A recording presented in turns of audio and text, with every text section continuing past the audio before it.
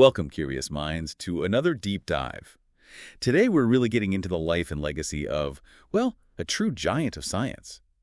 Marie Curie. Absolutely, a household name, really. For sure. But, you hear the name, maybe the Nobel Prizes, but we want to go deeper today. Beyond those headlines, uncover some of the surprising stuff, the struggles, the real impact she had. Yeah, the human story behind the icon. Exactly. And everything we're talking about comes straight from our source material, Marie Curie, Life, Discoveries, and Hidden Truths. Think of this as your shortcut to really getting her. Okay, let's unpack this. Where do you want to start? It's a huge life. Well, let's maybe lay the groundwork first, the stuff people probably do know, just to set the stage. Good idea. So her full name, Maria Salomea Skłodowska-Curie, born November 7, 1867, in Warsaw, Poland, but part of the Russian Empire back then. Right. And her death. That's often mentioned, too. Yeah, sadly. July 4th, 1934, aplastic anemia, almost certain, well, definitely caused by all that radiation exposure. They just didn't understand the dangers then. Not like we do now. And the Nobels. That's a really big one, isn't it? The thing everyone associates with her. Oh, absolutely. I mean, it's pretty staggering. First, the 1903 Nobel Prize in Physics. That one she shared with her husband Pierre Curie and also Henri Becquerel. Okay. But then, just 8 years later, 1911, she gets the Nobel Prize in Chemistry, all by herself, for discovering radium and polonium. And that double win. Yeah. That's unique, right? Totally unique. Still the only person, man or woman, to win Nobel Prizes in two different scientific fields, physics and chemistry. It's incredible. It really is. And she even coined the term. Radioactivity, yeah. She literally named the phenomenon they were studying. And she wasn't just in the lab. She broke barriers elsewhere, too. First woman professor at the University of Paris. That's huge. And the legacy didn't stop with her. Her daughter, Irene Joliot-Curie, she also won a Nobel Prize. Chemistry in 1935. Talk about a scientific dynasty. Wow. Quite the family. Okay, so beyond the awards, the titles, what about the actual science, the discoveries that, change things? Right. Let's get into the nitty-gritty. She discovered two completely new elements. Think about that. Polonium, she named that after Poland, her home country, and radium. These weren't just variations. These were new pieces of the universe, basically. Finding new elements. And she figured out how to isolate them, too. Exactly. And that was hard. She developed the techniques for isolating these radioactive isotopes, separating tiny amounts from tons of raw ore. Grueling work. But crucially, she saw the potential for medicine, pioneering work using radioactivity for treating cancer. That started with her. And that practical side, the medical side, really came to the forefront during the war, didn't it? With the little Curies. Oh, absolutely. That's an amazing story. World War I breaks out, and she realizes X-rays could save soldiers on the battlefield. So she develops and helps fund these mobile X-ray units. Vans, basically, equipped with X-ray machines. They call them petite Curies, right? Little Curies? That's them. She even trained women to operate them and often went to the front lines herself. They let surgeons find bullets, shrapnel, see fractures right there near the fighting, saved countless lives, undoubtedly. Just incredible dedication. And she published a lot, too. Oh, yeah. Over 30 scientific papers, really foundational stuff. A lot of them are still cited today, which tells you something about the quality and importance of her work. What's fascinating here is just the sheer breadth of her impact. Okay, let's switch gears a bit. Because here's where it gets really interesting, I think. The lesser-known stuff, the hidden truths maybe, like, get this, her notebooks, from her research back then, they're still radioactive today, like, dangerously so. They have to be stored in special lead-lined boxes in Paris. If scientists want to consult them, they have to wear protective clothing. Wow. That really brings home the danger she was living with, doesn't it? Day in, day out, without fully realizing. It really does. And remember that 1903 Nobel? The first one? Yeah, the physics prize she shared. Well, initially, the committee nominated only Becquerel and Pierre. They just left her out. Seriously. Even though the work was clearly collaborative. Completely. It was Pierre who had to basically protest. He insisted her contribution was crucial and that she had to be included. If he hadn't done that, who knows? That's, Makes you wonder how often that kind of thing happened. Right, and her early days in Paris.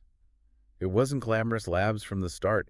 She was incredibly poor, like actually fainting from hunger poor, surviving on bread and tea, maybe an egg sometimes, while acing her studies. That kind of determination is just something else. And even before Paris, back in Warsaw, she couldn't just go to university like a man could. No, she had to attend the flying university. Which sounds cool, but it was basically a secret underground network providing education for women because it was banned by the Russian authorities. The risks she took just to learn. It puts things in perspective. And life didn't exactly get easier after she became famous, or after Pierre died tragically. No, definitely not. After Pierre's death, she eventually had an affair with Paul Langevin, another physicist. He was married, though separated. And the press found out. Oh, did they ever. It exploded into this huge, ugly media scandal. Xenophobia, misogyny invaded her privacy. She was harassed terribly in public. It was brutal, especially considering everything she'd already achieved and contributed. It's awful. But through all that, through poverty, scandal, loss, her integrity, particularly regarding her science, is maybe the most surprising thing. You mean about not patenting radium?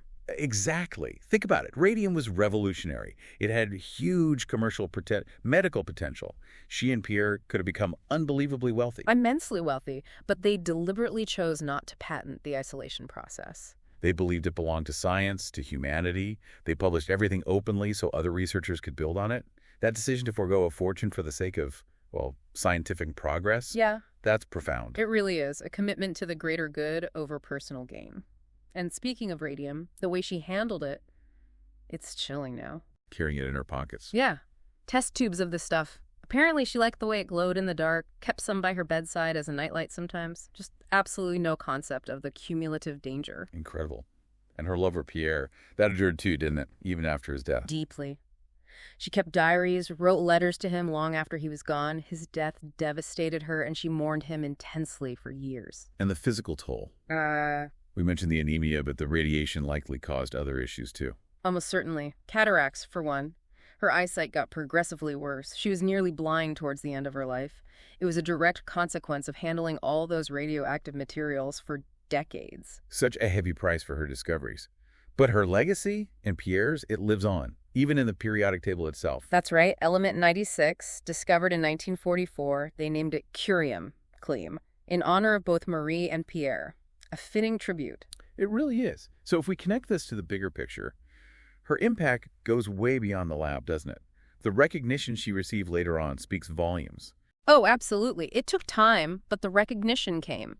In 1995, which is surprisingly recent when you think about it, she was reinterred in the Pantheon in Paris. France's national mausoleum, right, for their greatest citizens. Exactly. And she was the first woman buried there on her own merit, solely for her achievements. That's a massive statement. You see her everywhere, in a way. You do.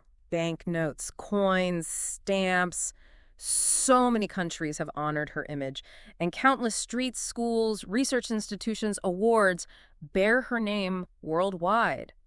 The Curie Institutes in Paris and Warsaw, they're still major hubs for medical research today, carrying on that work she started. It's an incredible reach. And just a couple of quick sort of striking facts to maybe round out the picture of who she was. Einstein knew her well, right? He did. Admired her greatly. He famously said something like, Marie Curie is, of all celebrated beings, the only one whom fame has not corrupted. High praise from him. That says a lot. And that quote from her lab assistant, she glowed, literally. Right. Chilling, isn't it? Knowing what we know now, it wasn't metaphorical. She was likely physically contaminated, her clothes, maybe even her skin, carrying trace radioactive elements. Wow. And it just hammers home that self-sacrifice again.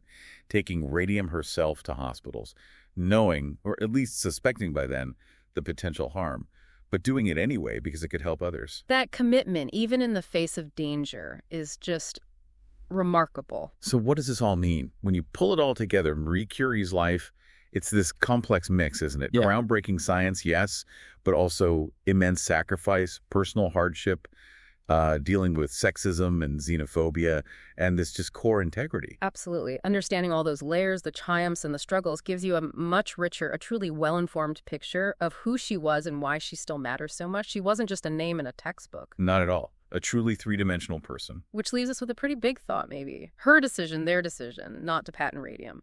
To put humanity's benefit, scientific progress ahead of personal wealth, even potentially ahead of their own safety in some ways.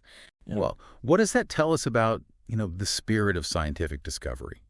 What are the responsibilities that come with uncovering something powerful, especially today? It's something we're thinking about.